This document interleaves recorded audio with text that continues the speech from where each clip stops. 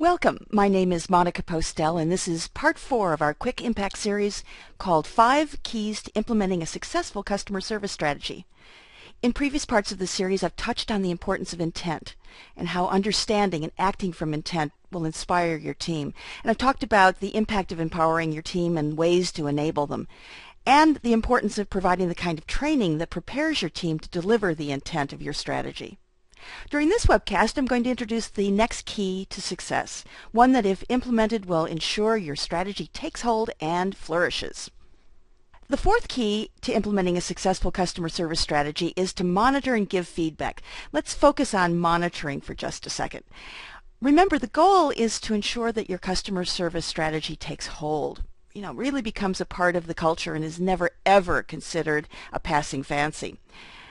Assuming that you adopt the other keys, thus far you're ready to lead and inspire, you've figured out how to empower and enable your team, you've planned the kind of training that ensures everybody knows what's important and how to deliver the kind of service that you believe is really possible. So now what? Leave it all to chance? No, I don't think so. The best way to sustain performance is to pay attention to the floor.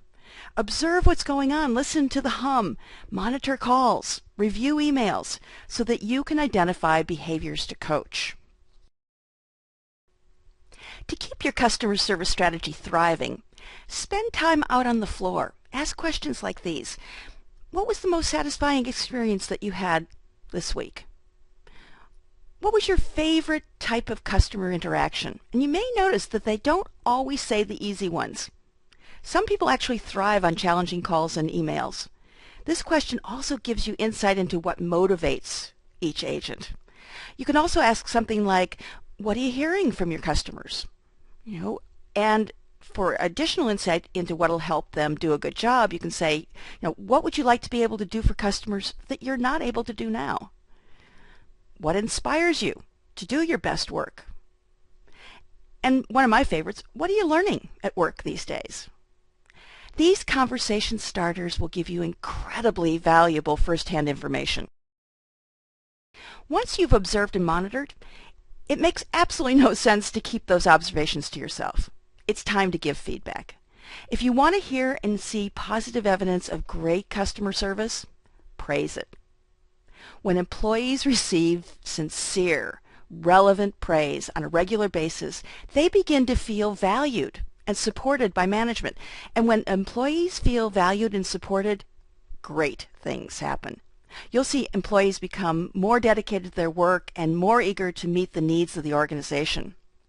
Monitoring performance, whether it's on the phone, reviewing emails, or doing ride-alongs, puts you in a great position to be able to give the kind of feedback that really makes a difference.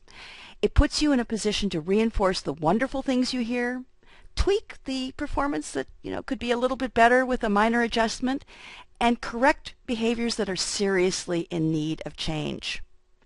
In addition to helping your team to be at its very, very best, there's another benefit. Your team sees your commitment. They see how much you believe in them. They see that you believe in what they're doing, and that provides a huge jolt of inspiration. So here are a few questions to ask yourself related to monitoring and giving feedback. First off, how do you know how well your team is delivering the kind of service they were trained to deliver? Are you monitoring enough to get a valid picture? Is your current method working for you? When you do monitor and observe, do you look for things to praise or do you look for things to correct? I think there's a natural tendency to do one, but one gives you a much bigger payoff. How often does your team member get direct feedback from you, specifically related to their customer service performance? And finally, what if each of your team members improve their performance even by 1% as a result of your feedback? What would that mean to your business? So your fourth key to implementing a successful customer service strategy is to monitor and give meaningful feedback. In the fifth and final segment of this series, I'll be talking about yet another key with creative and practical ways to sustain morale, enthusiasm, and performance. Thanks for joining me today. If you'd like more information about how to create a sustainable customer service strategy, please give us a call at 800-545-9003 or visit our website.